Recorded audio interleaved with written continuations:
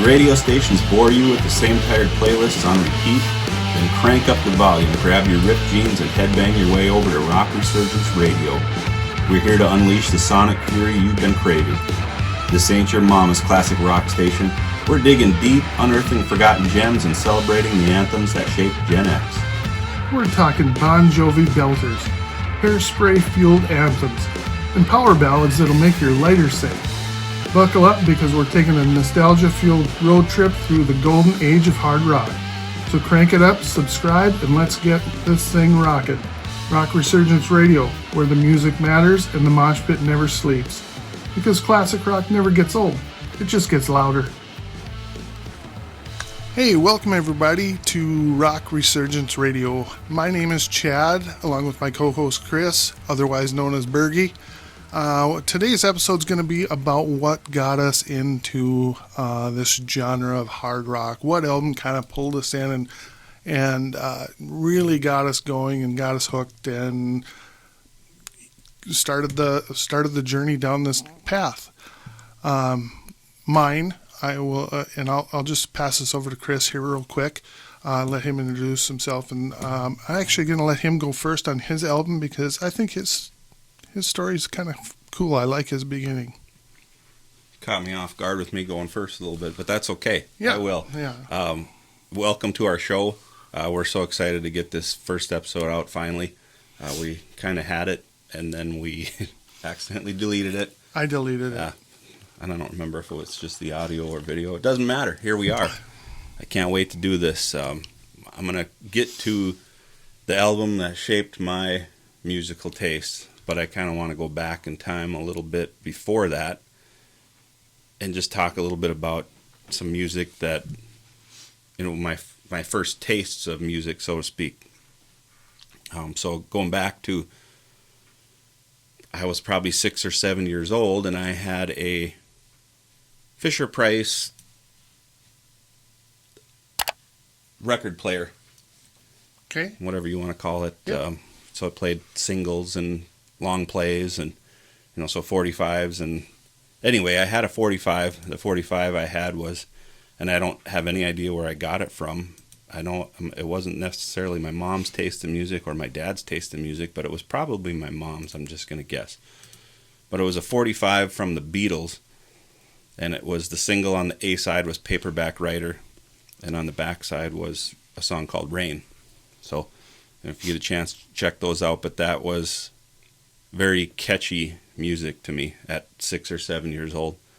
I was born in 71, so that was probably 77, 78. The Beatles were pretty much done by then. Or, I'm sure they were still huge, but that was coming up on the time when disco started to become a thing. And I don't remember, I got a couple of 8-track tapes for Christmas one year. Probably, I'm going to guess 79, maybe 1980. Puts me at 8, 9 years old. And the two 8-tracks that I'd go down to my dad's office, and he had in his office he had a desk, and on the back wall he had a stereo system, with a 8-track player, receiver, radio, 2 big speakers, one on each side, so stereo setup. And I'd open up his box of 8-tracks, and he had a lot of country stuff in there. Merle Haggard, he was a huge Merle Haggard guy. He's still alive, by the way, and he still loves Merle Haggard. So I have a soft spot for that kind of music. But I took my 2 8-tracks that I got for Christmas, and one of them was Disco Nights. It had Macho Man by the Village People on there. I remember that song. It had Boogie Oogie Oogie by A Taste of Honey, that kind of stuff. Casey and the Sunshine Band was on there. I can remember riding the bus to school, and there was this gal that sat in the back, and she was picked up before me. She was much older than me, and I can remember wearing a jean jacket, and it had a pins all over it. One of the pins said "Disco sucks," which is kind of probably a prevailing sentiment nowadays. It wasn't long before I moved on from that, and I'll get to that, to where my taste was really formed. But the other 8-track I got for Christmas that year was 8-track Chipmunk Punk by the Chipmunks. So I would say it had punk rock songs on there, but they're not really that punky. Like Call Me by Blondie was on there. Think Chipmunk's voice doing it. My Sharona by the Knack. There was a Billy Joel song on there, You May Be Right. Crazy Little Thing Called Love was an awesome one. And that was, of course, Queen, and that doesn't sound very punky if you're No, familiar none of with those the song. sound real punk. Yeah. But the album that I first really got into, that really shaped my musical taste, was this one right here. Rat, Out of the Cellar. great album. Yeah. I mean, here's the fellas right here. And, I heard this probably on a radio station called K-Hit 97. Their single Round and Round, very catchy song. Maybe not the best song on the album. I just kind of want to talk a little bit about some of them. It opens with Wanted Man, which they did a video on MTV, and a couple of Motley Crue guys were in the video, and it was set in the Old West, and it was just a different time. Like if you watch that video now, it's weird. A lot of the videos and a lot of the way the guys moved on stage, and Yep. it's Stuff they're wearing. Yeah, the big hair, that maybe Rat's not the best one for hair, although Robin Crosby had a huge. They all had good right size there, hair.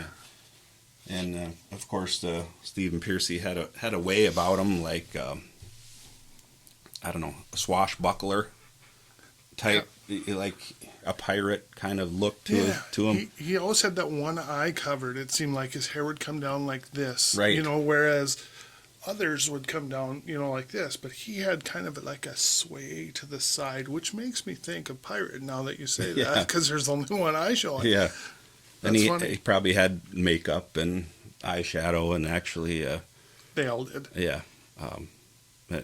Aquanet in the hair, but that's you're gonna hear a lot about hair bands, because that's my wheelhouse. Chad, I think, skews a little bit on the harder side of rock, but we'll get into all kinds of different music, I'm sure, here Absolutely. over the times. But yeah, Rat, Out of the Cellar, that was it for me. I was hooked. This was it. I mean, even the album cover. Is that Tawny Katane on there? I think I read that. I think it is too. Yeah. How about, is there any certain times that this brings you back to, or any certain memories that pop up when you hear a certain Rat song, anything like that? Oh, there's many. I know we're getting old, so it's hard to remember this stuff. Yeah. Hearing Round and Round on the radio, and back then, so I got this probably came out in 84, I think. 83? Yeah, and I I'm not probably sure. can look it up. I have it, a link here.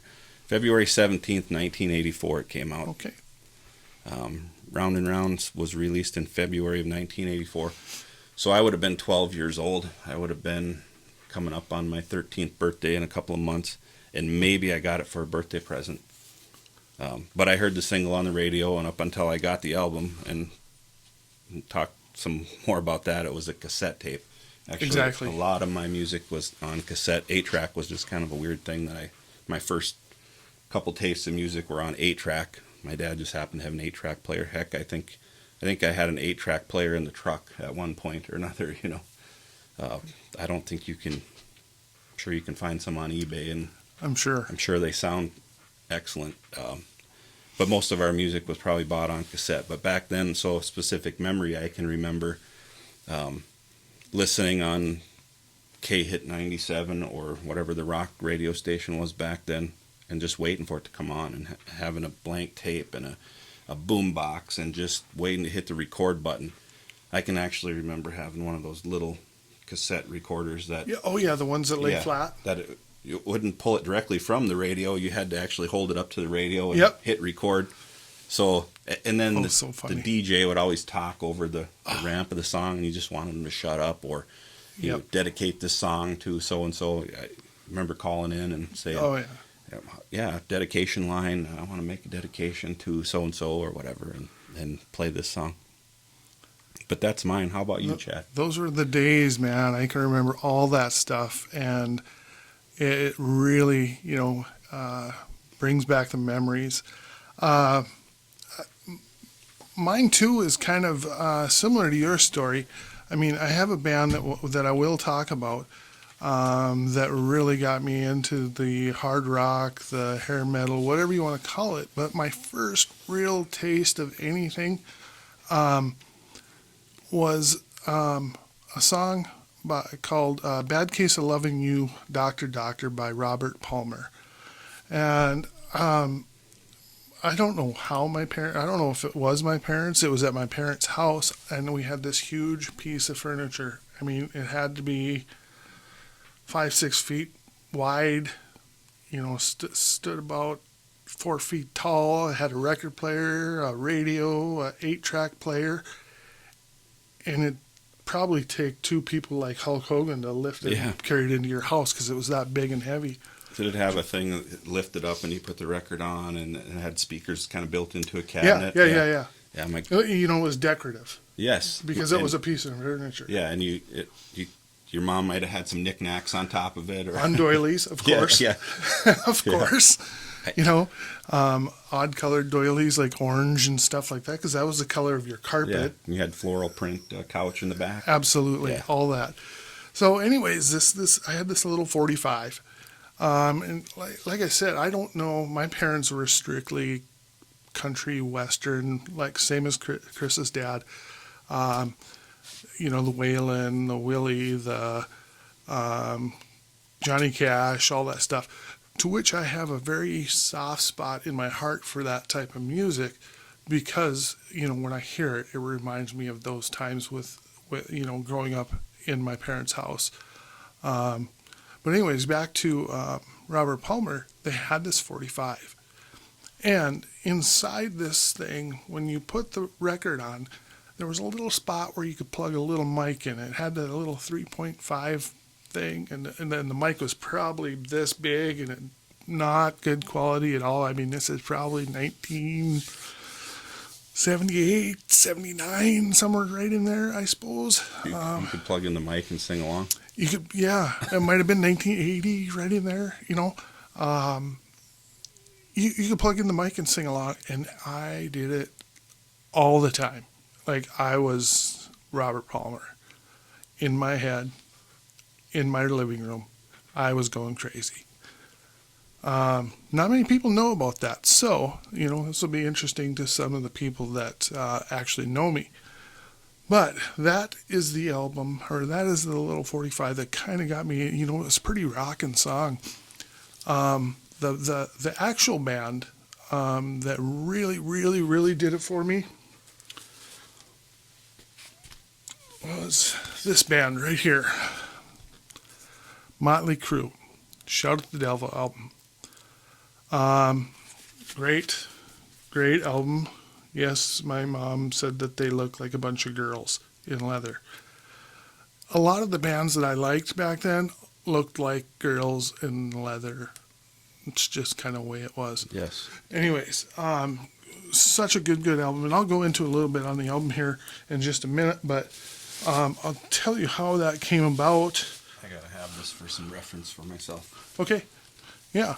How this came about was I had a neighbor. So this album came out in, I think, 83, September 23rd, 1983. So it had to be in that time frame because this guy had just gotten it, and it was my neighbor. I graduated in 89. I think he graduated in 86. So he's 3 years older than me. So he had access to drive to the big town and get these things when they came out, or however he got it.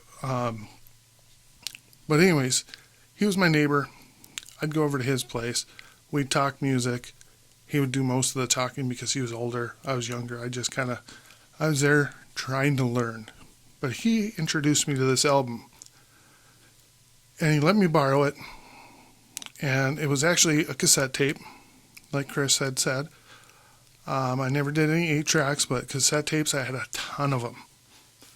And I brought this home, and I put this thing on, and the first song is just a short little intro called In the Beginning. And it's this robotic voice. It says some kind of spooky stuff, and it scared the living crap out of me. And then it just kicks right into Shout at the Devil, which is just a massive song, especially following that beginning, and it kicks into that. It just, makes your mind go, Yeah, what is that? Like I had to immediately go to church when I heard In the Beginning. Like, Exactly. I mean, oh boy, I better not play this backwards or I know, and I summon the devil. exactly. And it's kind of funny later on in life. I think it was when I was juniors in speech class, and I had to do a speech, and I did it on music because that's all I cared about. Music and girls and blah blah blah and booze. We'll get into that too, I'm sure. But anyways, I did it on music, and it was I can't remember the kind of speech it was. It was where the audience could ask you questions, and I don't remember what that's called again. But anyways, I had my friend Cindy. I had it queued up for her to ask me a question. Isn't this music considered Satan music or whatever? And I had already known the answer because I gave her the question. I just said, it says shout at the devil. It doesn't say shout with the devil. And as years go on, you kind of learn that this band isn't satanic. They're just doing this for shock value and to sell albums. Theatrics, exactly. I mean, you think back to Alice Cooper. I mean, look at all the stuff he's done. And that guy doesn't drink, doesn't smoke, and never done any of that stuff. It's all theatrics, and it's to sell albums. But anyways, this album was just, after that, I mean, it goes on. There's Looks That Kills, Bastard, Knockin' Dead Kid. My favorite Motley Crue song is Too Young to Fall in Love. And this is the first one I heard, so that's kind of why my favorite songs tend to be on this album, is because it's what I know, and it's what I heard first, and it's what got me interested in this music. I don't know if that's the same for you. Yeah. You might, there's some songs that maybe made it bigger off of Rat. For sure. But there's a couple on the first album or on this album that you like better just because that's what you heard. It's kind of like Metallica for me. Mm-hmm. Like the first album kind of holds a special spot in my heart because that's what I heard first. And that's going to be kind of the theme of this channel. I mean, we're going to kind of go down memory lane with a lot of this stuff. What got us going in this? We're going to do a bunch of album reviews. Another thing, we want to hear from you guys. We're going to put some links down in the comments or in the notes where you can send your questions, or if there's an album you want us to do a review on, anything like that. If you want to request it for Chris to do the review, or you want me to do the review, you can state that in there also. So we want to interact with our listeners. So feel free to use the link in there. It'll be an email address. It's just chat@rockresurgenceradio.com. We'll put that link in the notes, and you go ahead and click on that and send us an email if there's anything you want to discuss, have us review, anything like that. But anyways, if you have not heard this, and it's very, very good. It is very good. It is very good. And his album, actually, in all honesty, I kind of almost think that the Rat album is a stronger album front to back than this Motley Crue album. Motley Crue album's got like this little thing that's kind of another attempt at theatrics, God Bless the Children of the Beast. It's just this little classical music that just kind of whatever, and then all of a sudden they say, God bless the children of the beast. I could have done without that. Didn't do much for me. But, I mean, there's just, on that Rat album, it's front to back. I mean, there really is no fillers on that one. Yeah, Mick Mars wrote that instrumental, and they just added the That I mean, finishes it off. Yeah, it does. In the beginning and then at the end. Yep. I get it, but it's just, I don't know. I would have rather had another full song. Oh, but they're all bangers on there. I mean, they are. Too Young to Fall in Love, you mentioned, being your favorite. Yes. 10 Seconds to Love. 10 Seconds to Love. Red Hot. I heard Vince Neil talking to Eddie Trunk about, actually their new guitarist, John Five, called in and Eddie asked him, what's a song that you'd like to play live? And Red Hot was what Vince said. So it'd be interesting to hear that. Yeah, well, we might get a chance. They're coming to the State Fair this year here in Minot. Yep. I saw them here. What year was that? Probably 05. No, it had to be. It was their 30th anniversary of. Dr. So it'd be Feelgood. 99? 2019. 2019. So they played here in 2019, which is really cool. Is that right? It might have been 25th anniversary. I feel like it was longer ago than that. Or 20th. 2014, maybe. Yeah, or the 20th, maybe. 2009? Could be. Yeah, I think it was, honestly. And they played the whole Dr. Feelgood album front to back. Yeah. Yeah.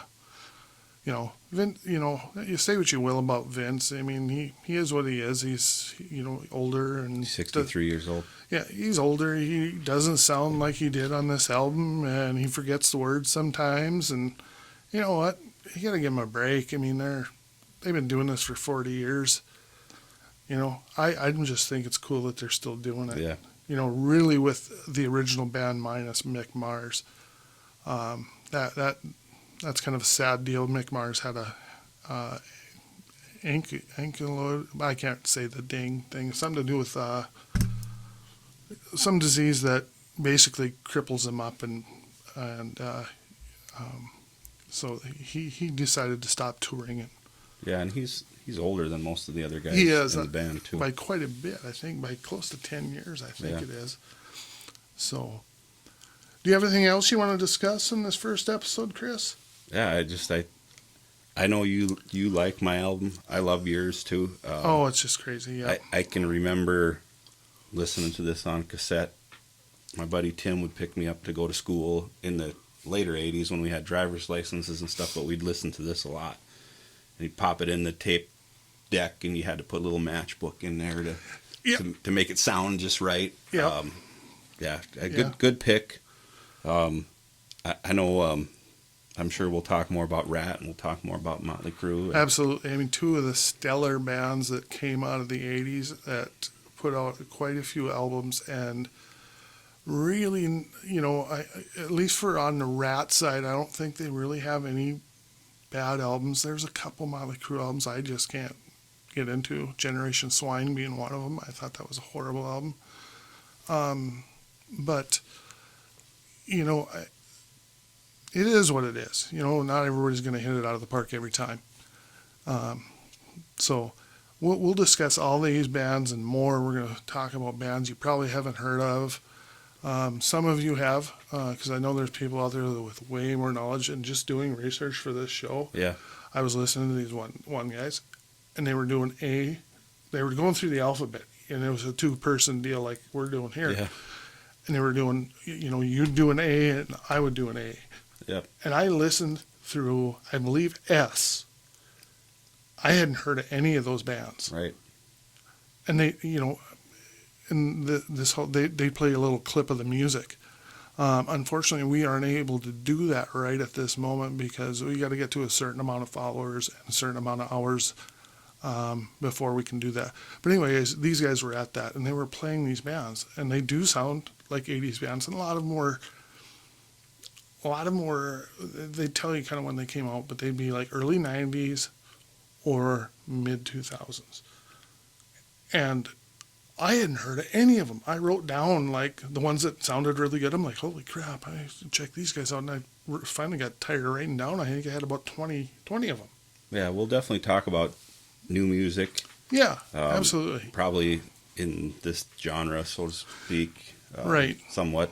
But then we'll get into some grunge and things that Chad likes that I don't like, or things that I love that he hates. Yeah, I'm sure we're going to try to make it fun.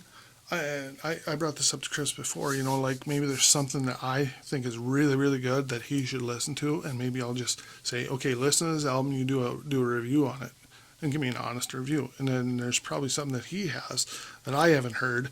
He'll give it to me, I'll give it a listen, and give you an honest review on what I think about it.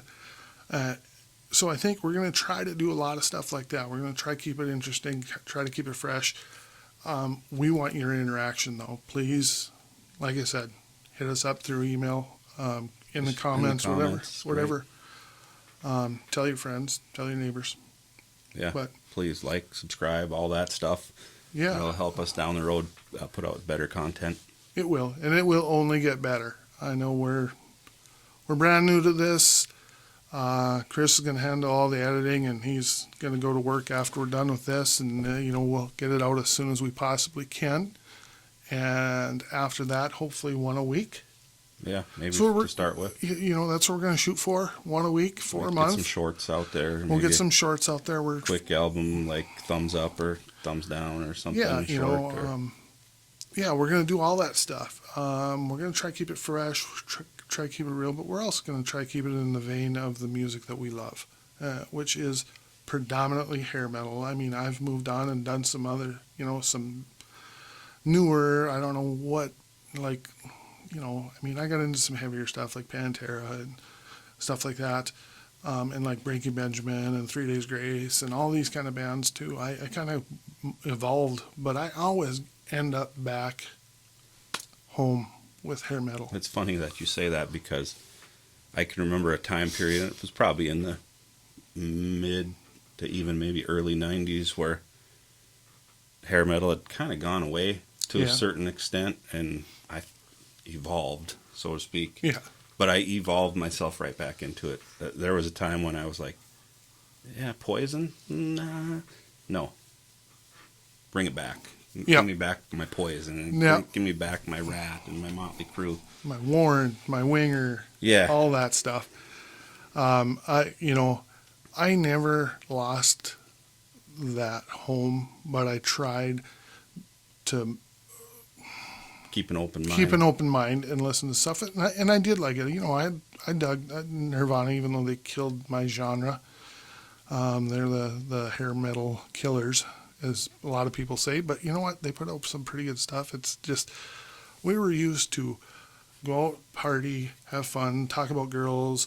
It was all kind of just the 80s were such a fun time to live, and all the songs had a party vibe to them. Whereas then you get into the grunge, and it's all like, I want to sit in my room and, and the world is against us and this and that, so it was a darker music. Not saying it was bad music, I'm just saying it was a darker music, so it's a little harder to get, excited about it. It didn't get you in a good mood. It kind of just got you in a different mood.